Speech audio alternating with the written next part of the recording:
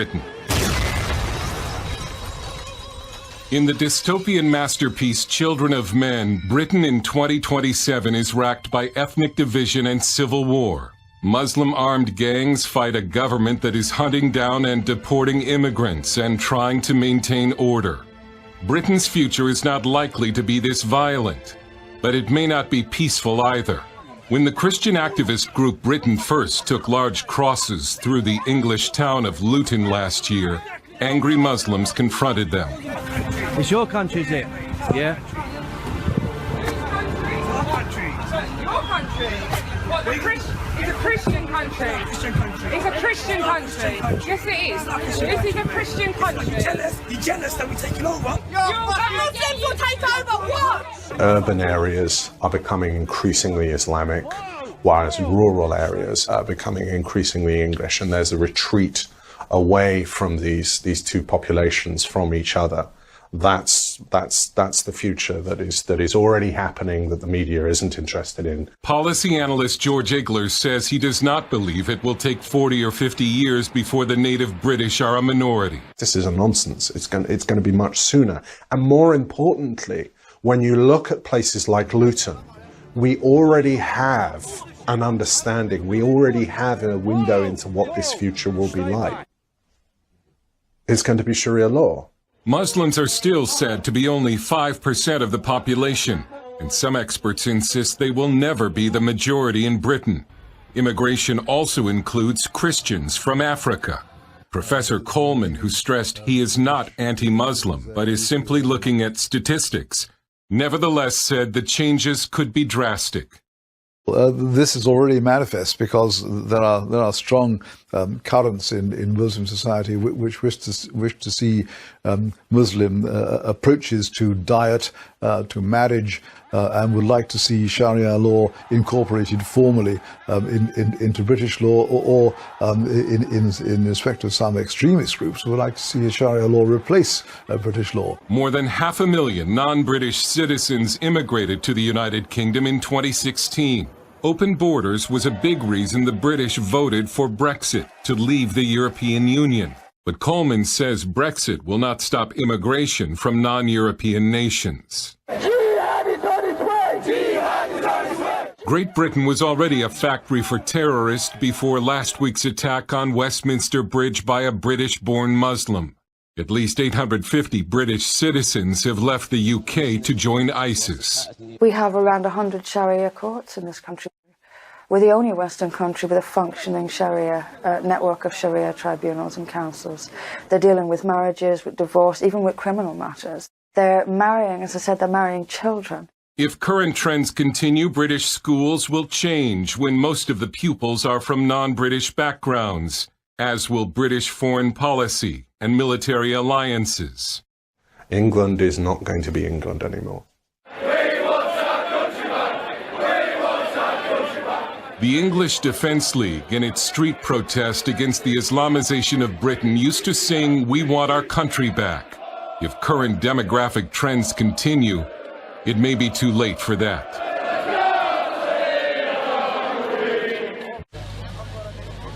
We've already taken in our fair share. That's the message from Austria, who says it's seeking an exemption from having to accept more asylum seekers under an EU relocation scheme. It's a fresh blow to the system, which has barely been implemented because of opposition led by Eastern European countries. Austria has done much more than the average country, he says, which is undoubtedly the case. Against this background, we do think that we have to look to get another exemption or a delay. It comes as Austria's centrist coalition government tightens security and immigration rules in the wake of a wave of arrivals which has helped fuel a rise in support for the far-right Freedom Party. The European Commission is talking tough about the exemption move. Austria benefited from a temporary exemption from the relocation decisions. This has since expired, meaning that Austria is now expected to fulfill its legal obligation under the Council decisions to start relocating. Of course, no country can unilaterally withdraw from a legally binding Council decision. They can only choose to act outside of the law, which we would find both deeply regrettable and not without consequences. Less than 15,000 asylum seekers have been relocated from Greece and Italy. The 2-year EU scheme was supposed to cover 160,000 people and expires in September. Meanwhile, Hungary has been told that it must ensure its new policy of detaining migrants on its borders does not break EU rules on protecting people in need of asylum. The leading European Commissioner says the government has agreed to work with EU experts on the new legislation, which sees migrants held in camps while their asylum requests are processed. Another executive order by the U.S. president continues to come under fire. A coalition of immigrant, religious, and humanitarian organizations rallied on Tuesday to denounce an executive order on entry restrictions. Dozens of people gathered in front of the Trump building in Lower Manhattan in New York City.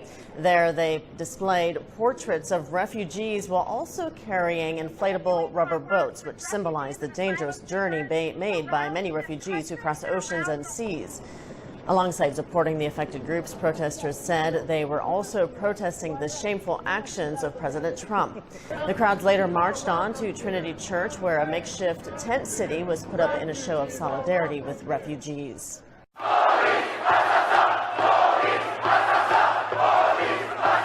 Hundreds of demonstrators have turned out for a second night in Paris's main Chinatown district following the shooting dead by police of a Chinese father of 5 on Sunday. An investigation has been launched into the incident, which has strained relations with Beijing.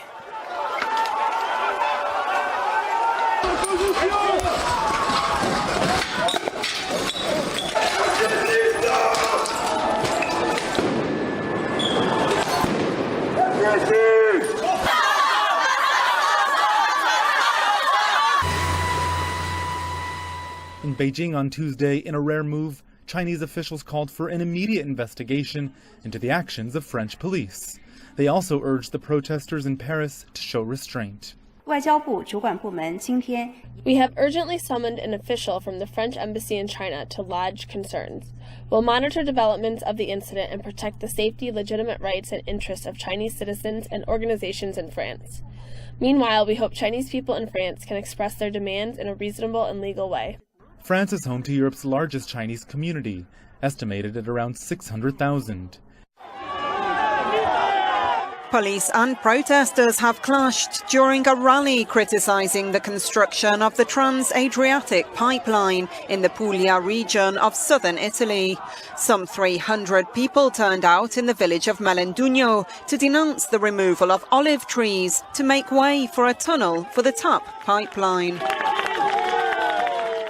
211 trees are scheduled to be uprooted for the line, which, once finished, will transport Caspian natural gas from Azerbaijan into Europe.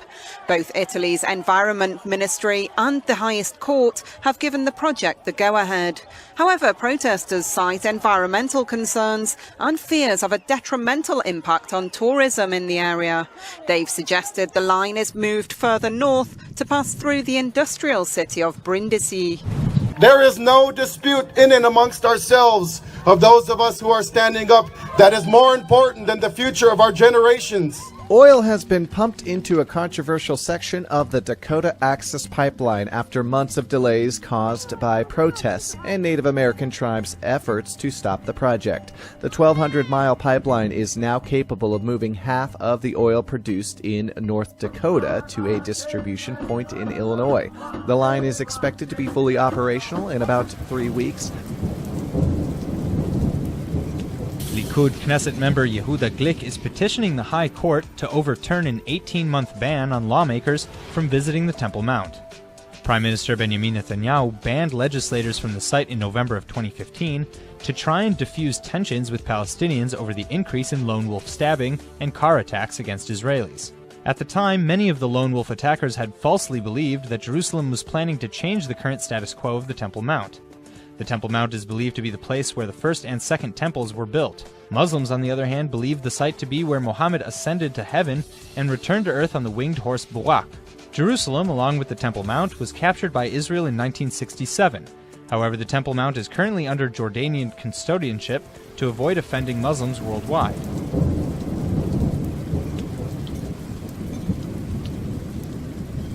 And against Donald Trump and the U.S. are continuing to divide the country. As Gayane Chichikan now reports, there is a dangerous trend developing with some of the demonstrators against the president going to the events armed. To see Trump supporters with guns at rallies in states where they're allowed to open carry is not surprising to many, considering these Trump supporters are likely conservative gun rights advocates. But this weekend, something more unusual happened. Trump protesters in Arizona showed up armed to the teeth with semi-automatic rifles. They call themselves the Phoenix John Brown Gun Club. They claim to be for the rights of working people and the poor who they believe are being cheated by Trump and other politicians. A journalist with the Phoenix New-Times, Stephen Lemons, who witnessed the armed group's demonstration, said the left-wing militia seemed just as intimidating to him as the right-wing one. The journalist says the armed protesters demanded that he stop filming and leave.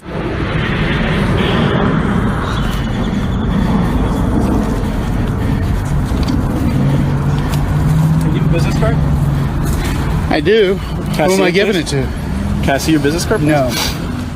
We reached out to the Phoenix John Brown Gun Club. We've yet to receive a response.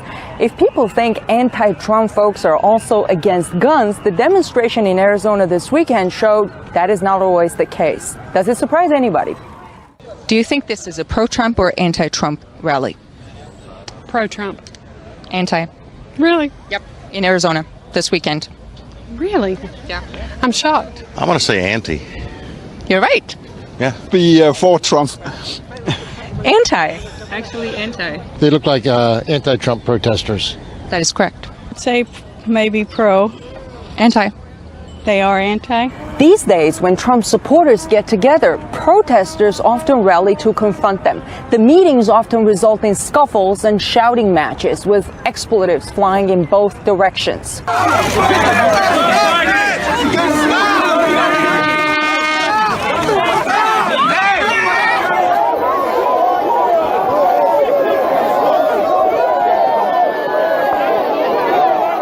In this charged political environment, if both camps start showing up with guns, bloodshed could become a real possibility. According to a recent profile by BuzzFeed, activist Nisrin Elliman and dozens of other protesters will be hosting a 24-hour City of Refuge rally outside the Trump building on Wall Street this Tuesday. The protest targets the president's attempts to block refugees, threaten sanctuary cities, and cut humanitarian aid. The organization planning the event, African Communities Together, or ACT, advocates for and assists African immigrant communities. A Stanford PhD student and legal green card holder from Sudan, Elliman was one of several hundred people held in limbo after Trump issued his first executive order banning travel from Muslim-majority countries. In the article, Elliman recalls the palpable tension as officers told her and several others that they would be sent back from where they came. I was let go, but I was concerned about all these people who were being sent back to these dangerous places, adding, we need to keep reminding people that for many refugees, this is life or death. Polarizing views continue to dominate the debate over climate change in the U.S. Now scientists are turning to technology to counter global warming. Harvard researchers are launching the world's biggest solar geoengineering study aimed at deliberately altering the planet's temperature. RT's Marina Portnaya brings us the details. Countless scientists have described climate change as the greatest environmental threat our planet has ever faced. While solar panels and capping greenhouse emissions are two solutions for countering global warming, scientists are testing out a riskier technique known as solar radiation management. Harvard scientists are preparing small-scale atmospheric experiments to establish whether geoengineering can successfully halt climate change. Researchers believe that spraying certain types of particles into the stratosphere could help reflect more heat back into space. Researchers say large volcanic eruptions in the past have blasted tens of millions of tons of sulfur dioxide into the sky, causing the atmosphere to cool. Now, scientists say they'll test out their theory by launching a high-altitude balloon tethered to a gondola equipped with propellers and sensors. The geoengineering test will be carried out sometime next year with water particles. Subsequent experiments would include seeding the sky with sulfur dioxide, alumina, or calcium carbonate. Geoengineering advocates believe the planet could be covered with a solar shield for as little as $10 billion a year. But they stress a solar tech fix should be viewed as a complement, not substitute, for aggressively reducing emissions. Some critics view solar engineering with alarm, fearing the potential for unintended consequences. Even Harvard researchers acknowledge risks associated with natural alterations to the Earth's radiation balance, such as potentially depleting the ozone and changing the temperature of the stratosphere. But supporters insist that solar geoengineering should be researched because the alternative would be allowing climate change to proceed without a plan B. Now, as climate scientists underscore a growing sense of urgency, America's new leader is moving in the opposite direction. This week, President Donald Trump is expected to sign an executive order reportedly rolling back limits on greenhouse gas emissions from power plants, as well as scrapping federal guidelines instructing agencies to factor climate change into policy making. A manhunt is underway for the gunman responsible for an ambush-style attack overnight on 2 Florida police officers. Fellow Miami-Dade officers used a pickup truck to rush their wounded colleagues to the hospital. Bullet holes could be seen in the car where the plainclothes officers were sitting at the time of the attack. Noel Bojorquez is outside Jackson Memorial Hospital Trauma Center in Miami, where the officers are being treated. Noel, good morning. Good morning. As you mentioned, those officers were rushed to this hospital in the back of a pickup truck. This is where they were dropped off, and with some help, they were actually able to walk through those hospital doors. The director of the Miami-Dade Police Department says the attack on his officers was unprovoked. We have 2 officers shot. We have 2 officers shot. This video, shot from outside the hospital, shows a black Ford pickup truck racing toward the emergency room, with the 2 injured Miami-Dade police officers in the bed. The undercover officers, who were operating as part of the Homicide Task Force's gang unit, were conducting surveillance inside an unmarked car in a notoriously gang-ridden area when officials say they were targeted. The end result of that, their operation was that they were apparently shot in an ambush-style attack. One of the Miami-Dade officers was able to return fire, but authorities are not confident the suspected attacker was hit. It's certainly trying moments for us all. We got lucky tonight that the officers will survive. Police have yet to make any arrests. But last night, the director of the Miami-Dade Police Department pleaded with the community for help in identifying the shooter. We need you now to step up to the plate. These are the people that are causing that havoc in our community, and we're not going to stop. This isn't going to deter us from doing our jobs. This is going to ignite a bigger fire within us to protect our citizens. The officers' injuries are not life-threatening. Police say it's unclear whether the suspects knew they were targeting police. Either way, they are clearly dangerous, and right now, officers are still searching the area where the shooting happened. The fatal shooting of a Chinese man by police at his home has sparked violent protests in Paris. More than 100 people from the capital's large Chinese community confronted riot police. An investigation has been opened by French police into the circumstances of the shooting, and China has summoned a French diplomat to its embassy in Paris over the incident. We will continue to follow the development of this case with our embassy in France and ensure the safety and interests of Chinese citizens. Meanwhile, we hope that Chinese nationals can express their wishes and demands in a reasonable and lawful way. Police say the Chinese man was trying to attack an officer when he was shot dead in his home. The incident comes after the Chinese community in Paris protested last year over claims of police brutality. Today, the White House condemned the mass arrests in Moscow during rallies against Vladimir Putin's government. The protests were organized by one of Putin's fiercest political opponents. And Elizabeth Palmer is following this. United in anger, Russians from across the country marched to protest against official corruption. In Moscow, it was the biggest demonstration since the anti-Kremlin rallies of 2012. But without a permit, authorities called the gathering illegal, and soon the police had moved in. Hundreds were arrested, including Alexei Navalny, an opposition leader and ferocious critic of President Putin and his famously corrupt administration.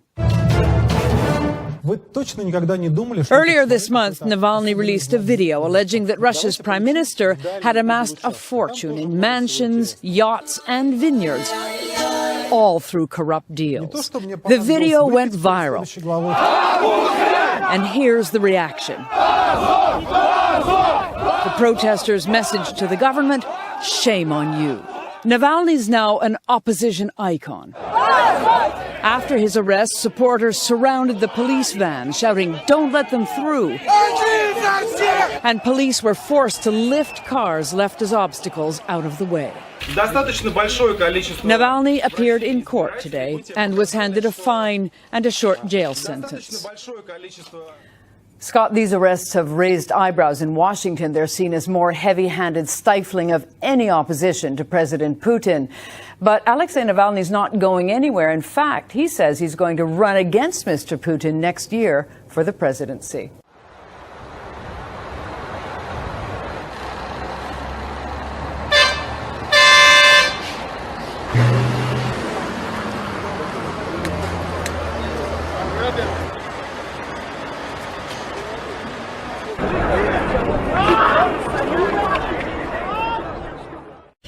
Time for Focus, and today we have a report on the construction of a bridge between Russia and Crimea. It's been 3 years since Moscow annexed the peninsula from Ukraine, and the only way of keeping Crimea supplied is by sea or air. That means higher prices, Moscow insisting that will change once the bridge is completed. Elena Voloshin and Thomas Lowe report. The Kerch Strait, where 30 or so journalists have been invited by the Crimea Bridge press service to see how the construction work is coming along. The bridge is being built to schedule. As it stands today, 267 pillars have been put in place. Work here in the Black Sea Basin is carried out 24 hours a day, 7 days a week. By the end of 2018, 4 car lanes, and in 2019, 2 railway lines are expected to open between Russia and Crimea. They're 19 kilometres long and cost the equivalent of €3.7 billion. A massive project of great importance to Vladimir Putin. So the teams working on the bridge aren't skimping on getting their message across. Это на века. Это моя дорога домой. Это моя страна. Мы строим мост.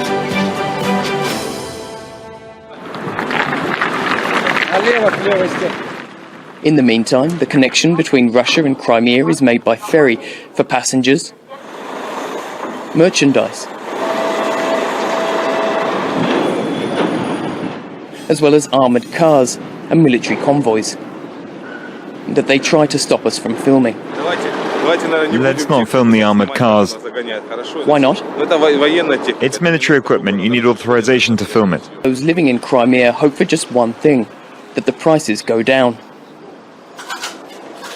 Everything on the peninsula costs at least 20% more than in Russia.